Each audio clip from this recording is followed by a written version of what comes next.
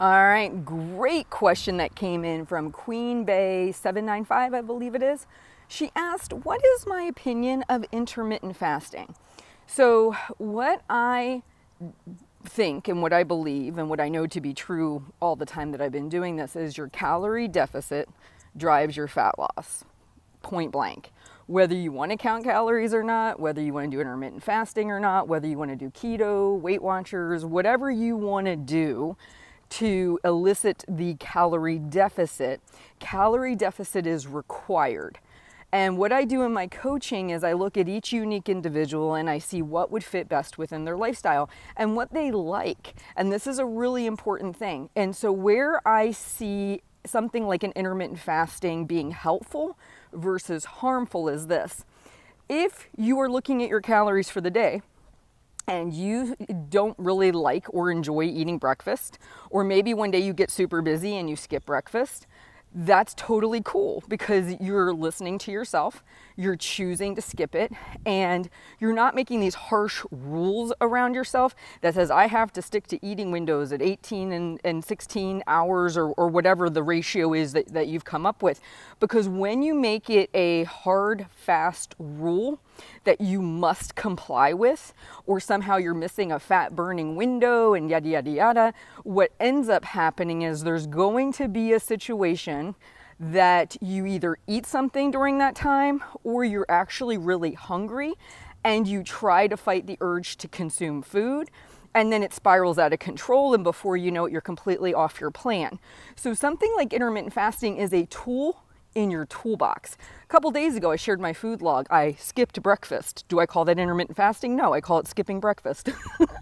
But it's the exact same concept, right? I had lunch, I had dinner, and I still stayed within my normal calorie range of 1,500 to 1,800 calories.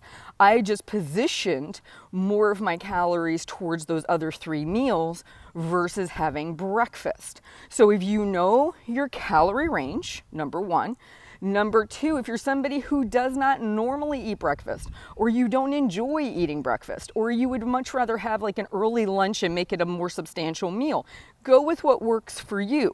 But if you're trying to focus on fat loss and weight loss, the calorie deficit must occur. Where I get concerned about things like intermittent fasting is this very I must do this or else approach, and you get locked into this as the only thing that quote unquote works. And what about the day that I really want to eat breakfast, or what about the day my family invites me out for breakfast, or what about the day that I've had a really killer workout the night before and I'm super hungry when I wake up? You need to find a balance between what tools work under certain circumstances and knowing when they don't. And that's where I see people, when they get locked in and fixated on an approach, is that they're not willing to let go of that approach when either A, it doesn't serve them, or B, it makes the journey really unpleasant and miserable, and they won't let go of that tool to pick up a different tool, right? So that person who's been intermittent fasting, if they wake up extremely hungry, white knuckling it or skipping breakfast with their family might not be a good option. So they need to understand that it's calories in, calories out, and that they might need to reposition their calories in order to make that day work for them, versus trying desperately to stay within their intermittent fasting windows because they're afraid they're going to mess up their fat loss, which they're not. And they make it really difficult on themselves. So it's a great tool if it works well for you.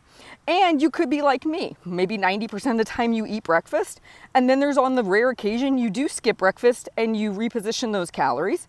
Or maybe you're somebody who Monday through Friday, you go to work and you really don't feel tempted to eat breakfast and you choose to quote unquote skip breakfast during those times. But maybe Saturday and Sunday you're with your family and you want to eat breakfast.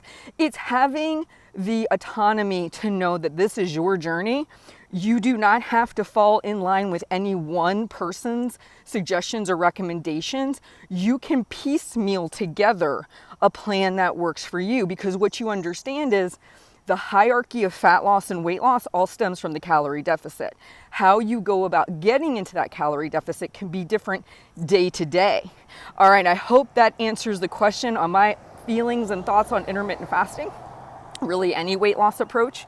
It is to borrow from it what is useful, Discard what is not and make it uniquely your own.